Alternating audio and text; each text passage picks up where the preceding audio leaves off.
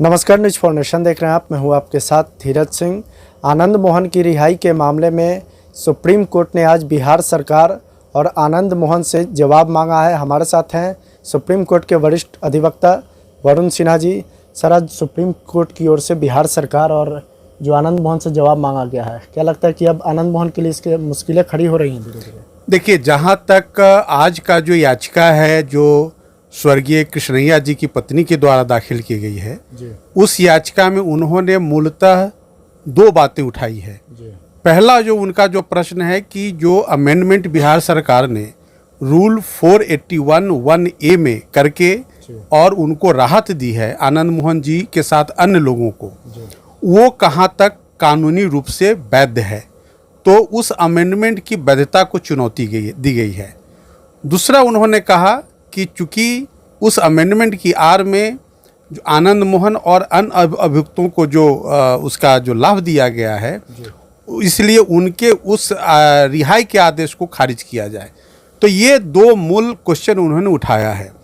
अब प्रश्न ये उठता है कि जो अमेंडमेंट है रूल 481(1)A में, जो बिहार प्रिजनर्स मैनुअल है 2012, उसमें जो अमेंडमेंट आया, वो अमेंडमेंट कहाँ तक न्याय सम्मत है, वो अमेंडमेंट कहाँ तक आप कह सकते हैं कि एक मंशा के तहत बिहार सरकार का वो डिसीजन है कि किसी खास व्यक्ति को लाभ पहुंचाने के दृष्टिकोण से अगर है, तो निश्चित रूप से सुप्रीम कोर्ट को अधिकार है उसमें इंटरफेयर करके उसकी समीक्षा करेगी, और समीक्षा करने के बाद जो भी कानून सम्मत आदेश होगा सुप्रीम कोर्ट उसको पारित करेगी। जी, जो उनकी पत्नी की ओर से याचिका दायर की गई है, उसमें यह भी कहा गया है कि जो बिहार सरकार कानून में फेरबदल करके एक खास अपराधी को छोड़ रही है, क्या लगता है कि ये कानूनी रूप से जायज़ है? सुप्रीम कोर्ट में जो याचिका दायर की है, देखिए, जो सुप्रीम कोर्ट में जो याचिका आई है उसमें एक ग्राउंड लिया गया है कि बिहार सरकार ने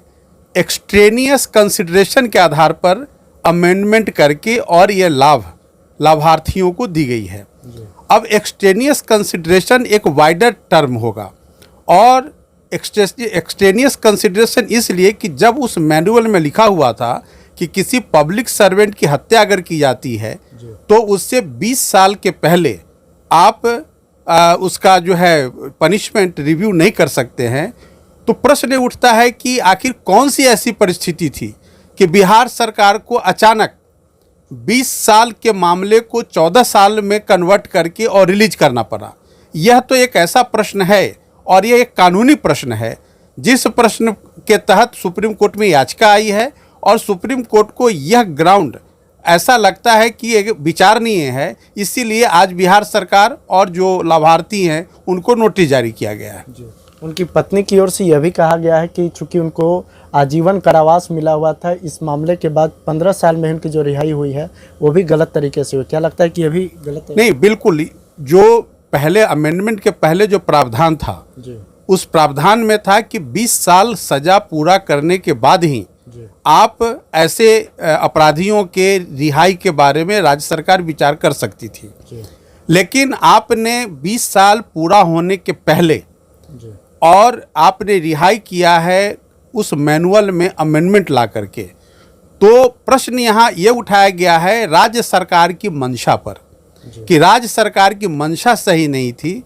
राज्य सरकार शायद किसी अपने लाभ को दृष्टि में रखते हुए अमेंडमेंट ला करके और खास लोगों को इसका सुविधा दिया गया, इसका लाभ दिया गया है। सुप्रीम कोर्ट की ओर से अगले 2 हफ्ते में जवाब मांगा गया है। क्या लगता है कि ऐसी संभावना है कि एक बार फिर से आनंद मोहन जो है जेल की सलाखों के पीछे जा सकते हैं? देखिए, जिस तरह से कम समय दिया गया है जवाब फाइल करने के लिए, और जिस तरह की परिस्थितियां लग रही हैं, तो उसमें सुप्रीम कोर्ट का फैसला कुछ भी हो सकता है। ये कहना अभी मुश्किल होगा कि सुप्रीम कोर्ट का गुण दोष के आधार पर विचार विमर्श करने के बाद भी जो कानून के हिसाब से जो भी फैसला होगा सुप्रीम कोर्ट वैसा फैसला सुनाएगी। एक आखिरी सवाल है कि क्या लगता है कि आनंद मोहन के पास अब क्या विकल्प बचता है इसके बाद? चूँकि बिहार सरकार से भी जवाब मांगा गया, आनंद मोहन से खुद भी इस मामले में जवाब मांगा गया है। चूँकि उनकी रिहाई हो चुकी है, तो उनका तो एक अपना जो राइट है, संवैधानिक लिबर्टी का राइट, उस राइट को डिफेंड करने का उन्हें पूर्ण अधिकार है। और उस दृष्टिकोण से वो अपने राइट को जिस तरह से चाहे वो डिफेंड कर सकते हैं सुप्रीम कोर्ट के सामने।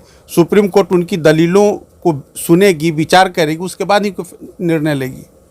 बहुत बहुत धन्यवाद। ये हैं सुप्रीम कोर्ट के वरिष्ठ अधिवक्ता वरुण सिन्हा जी। दिल्ली से न्यूज़ 4 नेशन के लिए मैं धीरज सिंह।